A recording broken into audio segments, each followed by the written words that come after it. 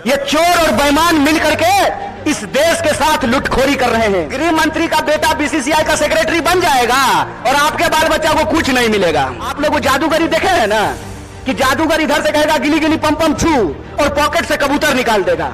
आज हमको मीडिया के एक साथी पूछ रहे थे कि नीतीश जी आपको छोड़ करके चले गए, इस पर आप क्या कहना चाहते हैं।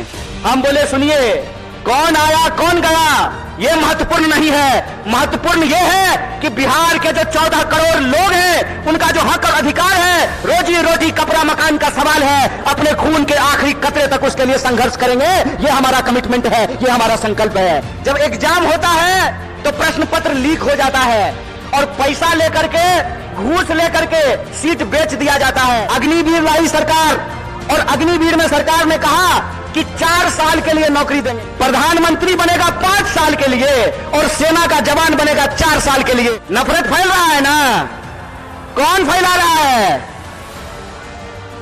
नहीं नहीं नहीं, मोदी अकेले उसमें शामिल नहीं है, उसके साथ वो सब लोग शामिल हैं जो आज समाज को बांटने का काम करते हैं, समाज को आपस में लड़ाने का काम करते हैं, वो सब लोग इसमें शामिल हैं। और यह जो आजकल रोजगार विहीन समझते हैं ना, रोजगार विहीन का मतलब यह है कि गृह मंत्री का बेटा बीसीसीआई का सेक्रेटरी बन जाएगा और आपके बाल बच्चा को कुछ नहीं मिलेगा। समझते हैं ना रोजगार विहीन विकास का मतलब। यह जो रोजगार विहीन विकास है, इस रोजगार विहीन विकास में इस देश के जो आम आवाम हैं उनके बच्चों का, उनके जीवन यापन का मुद्दा कैसे हल होगा। आप सब जानते हैं कि भारत दुनिया का सबसे युवा राष्ट्र है, भारत सबसे युवा राष्ट्र है, लेकिन इस देश के युवाओं के साथ अभी यह हो रहा है कि आप पढ़ाई करते हैं, दिन रात तैयारी करते हैं, लेकिन जब नौकरी की बारी आती है तो नौकरी नहीं मिलता है।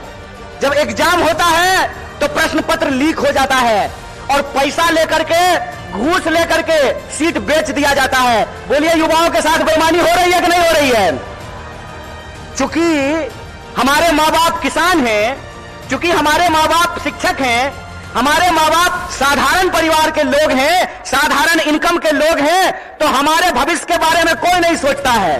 बताइए, नेता का बेटा नेता बनेगा, मंत्री का बेटा मंत्री बनेगा, डीएम साहब का बेटा डीएम बनेगा, डॉक्टर साहब का बेटा डॉक्टर बनेगा, लेकिन किसान का बच्चा किसान नहीं बनना चाहता है।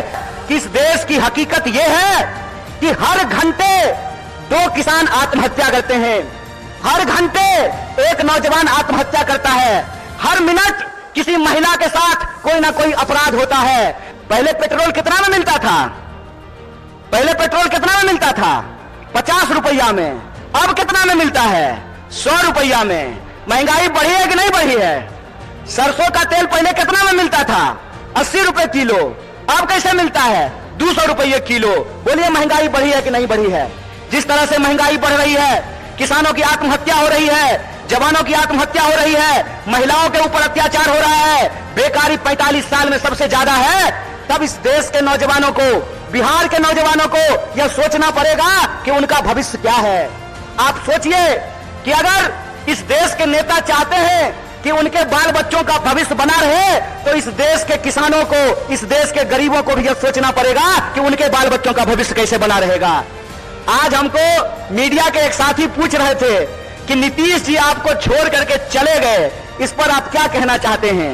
हम बोले सुनिए, कौन आया कौन गया ये महत्वपूर्ण नहीं है, महत्वपूर्ण ये है कि बिहार के जो 14 करोड़ लोग हैं उनका जो हक और अधिकार है, रोजी रोटी कपड़ा मकान का सवाल है, अपने खून के आखिरी कतरे तक उसके लिए संघर्ष करेंगे। ये हमारा कमिटमेंट है, ये हमारा संकल्प है। हम समझते हैं कि जिस तरीके से मौजूदा सरकार हमारे देश के नौजवानों के साथ, बिहार के नौजवानों के साथ खिलवाड़ कर रही है, उसके खिलाफ हमको संघर्ष करना पड़ेगा।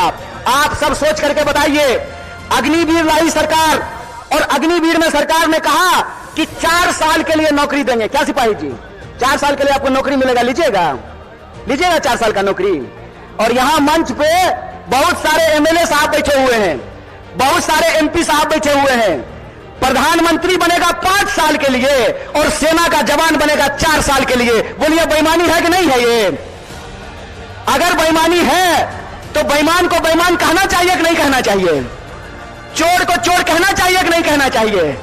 ये चोर और बेईमान मिलकर के इस देश के साथ लुटखोरी कर रहे हैं कि एक तो हमको नौकरी नहीं देते हैं, दूसरा हमको शिक्षा नहीं देते हैं, तीसरा किसानों को उनके फसल का दाम नहीं देते हैं, चौथा मजदूरों को न्यूनतम मजदूरी नहीं देते हैं, और पांचवा इस देश की जो आधी आबादी है उसको समान जीने का अधिकार नहीं देते हैं। मैं पूछना चाहता हूं, डॉक्टर बाबा साहब भीमराव अंबेडकर ने संविधान बनाया, कांग्रेस पार्टी ने संविधान बनाया, और उस संविधान की ताकत यह है कि डीजीपी का वोट एक होता है ना?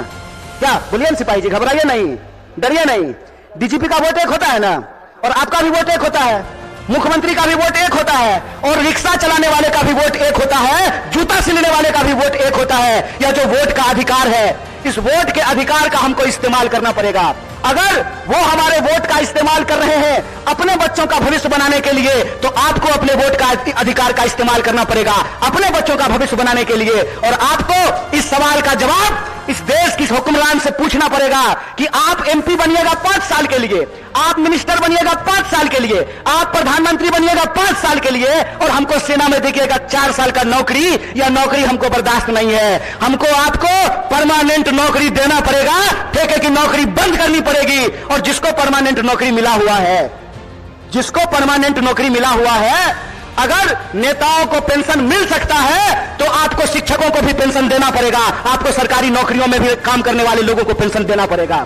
अगर इस देश के पूंजीपतियों का 12 लाख करोड़ कर्जा माफ किया जा सकता है तो आपको किसानों का कर्जा माफ करना पड़ेगा, उनके फसल का पूरा दाम देना पड़ेगा। अगर इस देश में सबको न्यूनतम मजदूरी मिल सकती है तो हम कहते हैं कि मजदूरों को भी न्यूनतम मजदूरी देना पड़ेगा। रोज बरोज नया जो है ड्रामा गढ़ करके लोगों का अधिकार ये छीन रहे हैं। आप लोग वो जादूगरी देखे हैं ना, कि जादूगर इधर से कहेगा गिली गिली पम पम छू, और पॉकेट से कबूतर निकाल देगा। टीवी आजकल हमारे साथ वही कर रही है। जब भी आप टीवी खोल करके देखिएगा, आपके मुद्दे गायब कर दिए गए हैं। सुबह से लेकर के शाम तक बहस चलेगी, कौन शपथ ले रहा है, कौन शपथ नहीं ले रहा है। सुबह से लेकर के शाम तक लोगों के मुद्दों को भटका करके, और आम लोगों का जो बुनियादी सवाल है, रोजी का सवाल, रोजगार का सवाल, रोटी का सवाल, कपड़ा का सवाल, मकान का सवाल, इन सवालों को गुमराह किया जाता है। इसीलिए हम पूर्णिया के आम लोगों को और बिहार के आम लोगों को एक अपील करना चाहते हैं। हम जानते हैं कि बिना लड़ाई के कुछ नहीं मिलता है, तो हमको अपने न्याय के लिए और अपने आने वाली पीढ़ी के न्याय के लिए संघर्ष करना पड़ेगा। बोलिए, आप इसके लिए तैयार हैं? न्याय करेंगे अपने साथ, अपने आने वाली पीढ़ी के साथ। तो आखिरी बात बोल करके अपनी बात को मैं खत्म करूंगा। मैं पहली बार रंगभूमि मैदान में नहीं आया हूं, यह तीसरी बार है जो मैं रंगभूमि मैदान में आप तमाम लोगों के बीच में आया हूं। मंच अलग है, लोग अलग हैं, लेकिन मुद्दा वही है। और तब भी हमने आपसे वादा किया था कि इस देश की आजादी पे जब जब आंच आएगी, आपका बच्चा जो आपका नमक खाया है, आपके हक और अधिकार के लिए सड़कों पर उतरेगा। इसीलिए आप तमाम बिहार वासियों को, पूर्णिया वासियों को, सीमांचल वासियों को अपील करना चाहता हूं कि आप तमाम लोगों को 5 न्याय के लिए इस देश की शक्ति देने के लिए आपको संघर्ष करना पड़ेगा। और इस संघर्ष में अगर हम संघर्ष करेंगे तो जरूर जीतेंगे। इन्हीं शब्दों के साथ अपनी बात को खत्म करूंगा। शुक्रिया। इनकलाब जिंदाबाद। जय हिंद, जय बिहार, जय कांग्रेस।